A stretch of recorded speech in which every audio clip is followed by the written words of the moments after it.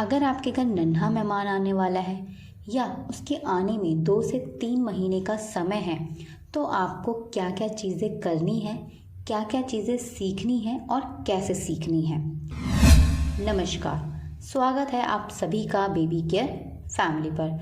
आज की अपनी इस वीडियो में हम आपको बताएंगे, अगर आपके नन्हे मेहमान के आने में अभी 1 से 2 महीने का समय बचा है तो आपको कैसे तैयारी करनी चाहिए बच्चे की केयर करने की, कहाँ कहाँ से आपको चीज़ें सीखनी है और आपको क्या सीखना है। तो आज की वीडियो बहुत ज़्यादा इम्पॉर्टेंट होने वाली है। अगर ये आपकी पहली प्रेगनेंसी है, आप पहली बार माँ बनने वाली हैं, तो ये वीडियो आपके लिए बहुत ज़्यादा इम्पॉर्टेंट होने वाली है। तो वीडियो को बिना स्किप करे अंत तक ज़रूर देखिएगा। छोटी सी रिक्वेस्ट भी है आपसे, अगर आपको वीडियो पसंद आए तो वीडियो को लाइक कर अपने दोस्तों के साथ शेयर ज़रूर कीजिएगा। तो आइए अपनी वीडियो को हम शुरू करते हैं। अगर आप पहली बार माँ बनने वाली हैं तो आपको बहुत ज़्यादा डर लगेगा, मगर आपको डरना नहीं है, घबराना नहीं है। तो आपको सबसे पहली चीज़ें क्या सीखनी है। नंबर 1, बच्चे को कैसे पकड़ना है, ये चीज़ें सीखनी चाहिए आपको। ये चीज़ें आप कैसे सीखेंगे? अगर आपके घर में कोई बड़ा बुजुर्ग है तो वो ये सारी चीज़ें करेंगे और आप उनको देखकर ये सारी चीज़ें सीख सकते हैं। नंबर 2, अगर आपके आस पड़ोस में कोई छोटे बच्चे हैं तो आप वहाँ जाकर उन बच्चों की देखभाल कैसे हो रही है ये देखकर भी ये सारी चीज़ें सीख सकते हैं। अगर आपके रिलेटिव में कोई बच्चे हैं तो उनके यहाँ जाके या उनको अपने यहाँ बुला के ये सारी चीज़ें देखकर सीख सकते हैं। आप डॉक्टर की भी हेल्प ले सकते हैं इन चीज़ों के लिए, और आप यूट्यूब पे वीडियोस भी देख सकते हैं, मगर अगर आप लाइव देखेंगे तो आपको ज़्यादा अच्छे से समझ में आएगा। बच्चे की देखभाल जब आप अपने आप करते हैं तो बच्चे और आपके बीच में एक मजबूत संबंध बनता है।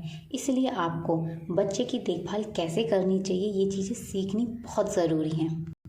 नंबर 2, अगर मौसम सर्दियों का है या गर्मियों का है तो बच्चे के आने से पहले आपको क्या क्या चीज़ें बच्चे के लिए लेकर रखनी है। अगर मौसम सर्दियों का है या गर्मियों का, आपको बच्चे के लिए कॉटन के कपड़े ज़रूर लेने चाहिए। आपको सॉफ्ट कॉटन लेना चाहिए ताकि बच्चे की स्किन में इरिटेशन ना हो। अगर ठंडों का भी मौसम है तो भी आपको अंदर से पहली लेयर कॉटन की पहनानी है और उसके बाद वुलन्स के कपड़ों में बच्चे को अच्छे से कवर करना है। यही चीज़ गर्मियों में भी होती है। अगर गर्मी में भी बच्चा पैदा हो रहा है तो भी आपको बच्चे को कॉटन के कपड़ों से ही फुली कवर करके रखना चाहिए। साथ ही आपको बच्चे को स्क्वाडल करके रखना चाहिए, क्योंकि उस पोजीशन में बच्चा अपने आप को बहुत सेफ और सिक्योर फील करता है। नंबर 3, आपको अपने बच्चे को ब्रेस्ट फीड ज़रूर देनी चाहिए, क्योंकि 6 महीने तक जब हम अपने बच्चे को ब्रेस्ट फीड देते हैं तो बच्चे का शारीरिक और मानसिक विकास बहुत अच्छे से होता है। तो ब्रेस्ट फीडिंग में बहुत सारी प्रॉब्लम्स आती हैं, इसीलिए आपको इस चीज़ की भी जानकारी लेकर रखनी चाहिए। आप इसके लिए रिलेटिव से बात कर सकते हैं, जहाँ छोटे छोटे बच्चे होते हैं उन लोगों से बात कर सकते हैं, अपने फ्रेंड से बात कर सकते हैं, अपने डॉक्टर से बात कर सकते हैं, वीडियोस देख सकते हैं इन चीज़ों के लिए कि ब्रेस्ट फीडिंग में क्या क्या प्रॉब्लम्स आती हैं और ब्रेस्ट फीडिंग की तैयारी हम पहले से कैसे कर सकते हैं, क्योंकि इससे बच्चे और माँ के बीच बहुत अच्छा संबंध बनता है। साथ ही माँ की रिकवरी के लिए भी ब्रेस्ट फीडिंग बहुत ज़्यादा ज़रूरी होता है। माँ और शिशु दोनों को ही ब्रेस्ट फीडिंग के फ़ायदे मिलते हैं। नंबर 4, बच्चे को डायपर पहनाना है या नहीं पहनाना ये आपकी चॉइस है, मगर इसके बारे में आपको सारी जानकारी लेके रखनी चाहिए। इसके लिए आप डॉक्टर्स की हेल्प ले सकते हैं, अपने फ्रेंड्स की हेल्प ले सकते हैं, अपने फैमिली मेम्बर्स की हेल्प ले सकते हैं। आप वीडियोस देख सकते हैं कि डायपर पहनाना सेफ़ है या नहीं है। अगर आप अपने बच्चों को डायपर पहनाते हैं तो कैसे आपको पहनाना चाहिए। मैंने भी अपनी बेटी को 3 से 4 महीने लगातार डायपर पहनाया था, क्योंकि वो विंटर्स में हुई थी, सर्दियों में हुई थी, मगर 5वें महीने से मैंने उसकी डायपर्स की आदत बंद कर दी थी, क्योंकि ज़्यादातर पेरेंट्स को यही डर होता है कि अगर हम बच्चे को डायपर पहनाएंगे तो बच्चे को डायपर की आदत लग जाएगी। मगर मैंने 5वें महीने से अपनी बेटी की डायपर की आदत बिल्कुल बंद कर दी थी, डे की भी और नाइट की भी। तो इसके ऊपर मेरी एक वीडियो है, आप उसको भी देख सकते हैं। उससे भी आपको मदद मिलेगी कि अगर आपको अपने बच्चे को डायपर पहनाना है तो उसको किस तरीके से पहनाना है और उसकी आदत आपको कैसे छुड़वानी है। नंबर 4, बच्चे को पहली बार नहलाना हो या बच्चे की पहली बार मालिश करनी हो, आपको एक बात का ध्यान रखना है कि बच्चे की गर्भनाल गिर चुकी हो। जब तक बच्चे की गर्भनाल ना गिरी हो तब तक आपको बच्चे की गर्भनाल के आसपास ना ही पानी लगाना है और ना ही मालिश करनी है।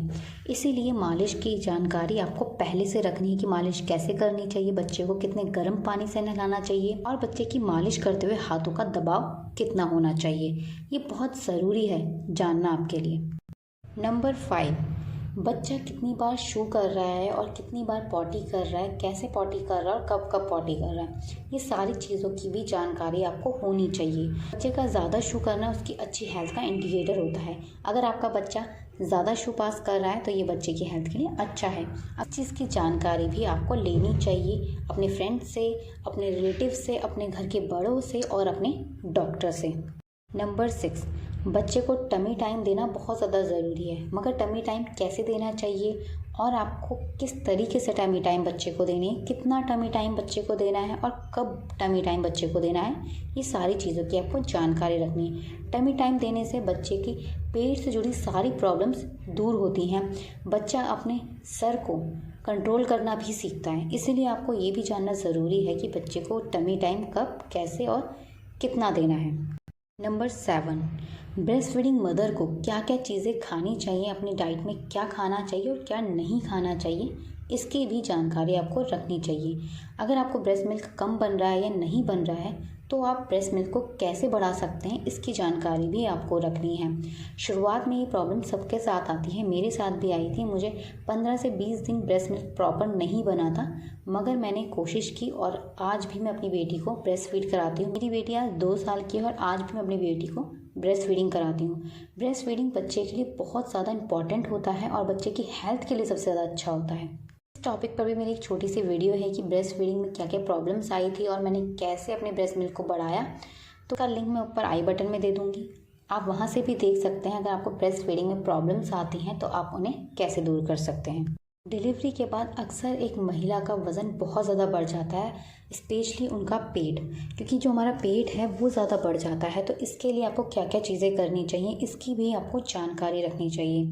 पेट बांधना कैसे है, कितना आपको पेट बांधना है, आपको क्या डाइट फॉलो करनी है, ये सारी चीज़ों की जानकारी रखनी चाहिए।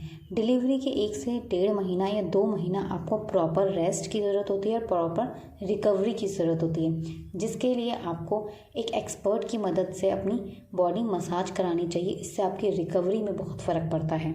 साथ ही आपको अदरक और अजवाइन का पानी का भी सेवन करना चाहिए। आपके ब्रेस्ट मिल्क के लिए भी अच्छा होता है और आपकी बॉडी की रिकवरी के लिए भी अच्छा होता है। साथ ही ड्राई फ्रूट्स लेना, देसी घी लेना, प्रोटीन वाले प्रोडक्ट्स लेना, और ज़रूरी पोषक तत्वों से भरपूर भोजन लेना, ये आपके लिए बहुत ज़्यादा ज़रूरी होता है। डिलीवरी के बाद एक महिला भी बहुत ज़्यादा कमज़ोर हो जाती है, इसलिए आपको अपनी हेल्थ का भी ध्यान रखना है। डिलीवरी के बाद बहुत सारी महिलाओं को डिप्रेशन भी हो जाता है, इसलिए आपको ध्यान रखना है कि आपको अकेले नहीं रहना, आपको शांत रहना है और बच्चे के साथ खुश रहना है। बच्चे की हर एक एक्टिविटी में इन्वॉल्व होना है। इसके लिए आप बच्चे को वॉक पर भी ले जा सकती हैं, बच्चे के साथ खेल सकती हैं, बच्चे को टमी टाइम दे सकती हैं, बच्चे की केयर खुद से कर सकती हैं। इन सारी चीज़ों से आपको डिप्रेशन से बचने में मदद मिलेगी।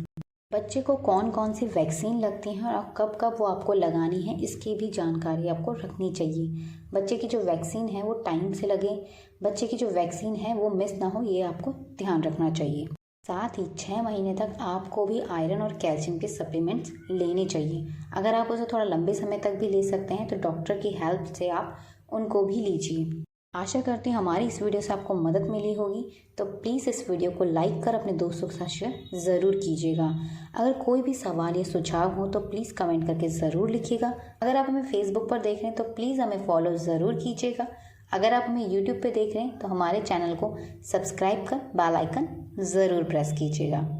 हमारी वीडियो को पूरा देखने के लिए आप सभी का धन्यवाद। मिलते हैं आपसे नेक्स्ट वीडियो में, तब तक के लिए अपना ध्यान रखिएगा। धन्यवाद।